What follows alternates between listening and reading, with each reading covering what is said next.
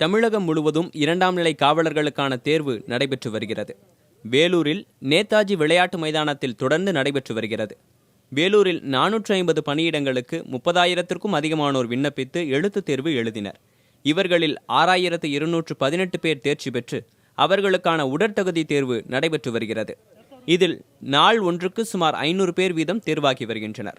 இவர்களில் பெரும்பாலானவர்கள் பொறியியல் மற்றும் முதுநிலை பட்டதாரிகள். பி ஸ்டூடெண்ட்டு, டிப்ளமா ஸ்டூடெண்ட்டு தான். நான் ஒன்றும் வேலை யாருக்குமே இல்லாத வச்சு இப்போ நானே பி முடிச்சிருக்கேன்.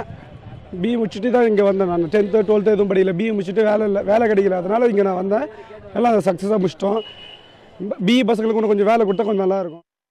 வந்திருக்கிறவங்க எல்லாருமே பார்த்தா எல்லாமே டிப்ளமோ, இன்ஜினியரிங் அதெல்லாம் படித்தவங்க தான் வந்திருக்காங்க. ஏன்னா வெள்ளூர் மாவட்டத்தில் பார்த்தா எல்லாருமே போலீஸுக்கு போகணும், மிலிட்ரிக்கு போகணும்னு ஆசை. ஆனால் ஸ்ட்ரென்த் அதிகமாக இருக்கிறதுனால நிறைய வேலை வாய்ப்பு கிடைக்க மாட்டுது. 10th 12th முடிச்சவங்க தான் இந்த மாதிரி போலீஸ் எல்லாம் அதிகமாக வருவாங்க. இப்போ பார்த்தோம்னா வேலை இல்லாத காரணத்தினால நிறைய டிகிரி ஹோல்டர் கூட இந்த இதுக்கு வராங்க. டீச்சரு, ஆனால் சப்போஸ் அந்த வேலை கிடைக்கிறதுனால சரி போலீஸுக்காக ட்ரை பண்ணுறேன் சார். இப்போ ஒரு 20 நாளாக போலீஸுக்காக எக்ஸாம் பாஸ் பண்ணதுலேருந்து ஃபிசிக்கல் ட்ரைனிங் எடுத்து என்னுடைய திறமையை வெளிப்படுத்தியிருக்கேன். 2ஆம் நிலை காவலர்களுக்கு முதல் தகுதியாக 10ஆம் வகுப்பு தேர்ச்சி இருக்கிறது.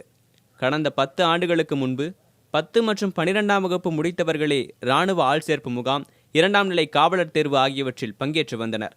வேலைவாய்ப்பு இன்மையே பட்டதாரி இளைஞர்கள் கூட்டத்தை காவலர் தேர்வுக்கு பெருமளவில் இட்டுச் சென்றுள்ளதால் மாவட்டத்தில் வேலைவாய்ப்பை அதிகரிக்க வேண்டும் என்கிறார்கள் வேலூர் மக்கள்.